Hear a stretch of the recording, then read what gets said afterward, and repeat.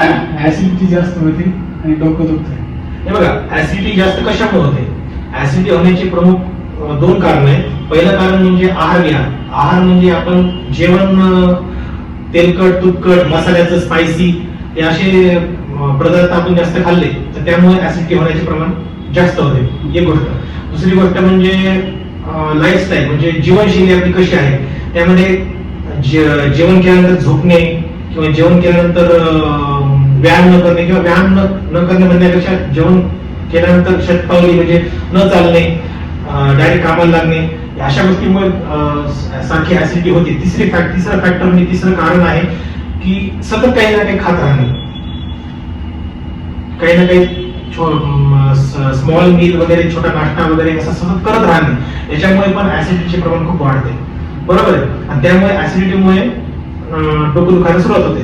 बरोबर. ह्याच्यामध्ये आपण सुरुवातीला पेशंटला पीपीआय म्हणजे अँटॅसिड्स वर घेतो काही दिवस. त्याच्यानंतर त्यांना मॉनिटर करतो, ऑब्झर्व करतो, म्हणजे पाहतो की त्यांना फरक कितपत पडलाय काय वगैरे.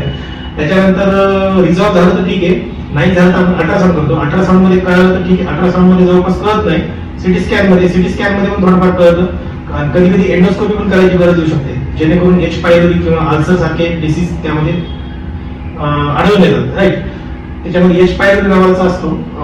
ती टेस्ट केल्यानंतर आपण सहसा ते इरॅडिकेशन साठी आपण त्यांना देऊ शकतो टॅबलेट्स, म्हणजे 14 दिवसाची टॅबलेट असते. राईट. तर त्यांनी हळूहळू जवळपास ऍसिडिटी पूर्णपणे नष्ट होते. मी एंड सांगितलं. मी सुरुवातीला आपण पीपीआय वरच घेऊ, म्हणजे एकदम मेडिकेशन्स वर घेऊ. जर नाही झालं तर मग आपण परभणीला चांडक हॉस्पिटल आहे, तिथं एंडोस्कोपी करून घेऊ. सर माझ्या ओळखीचे, त्यांना मी फोन करून सांगतो.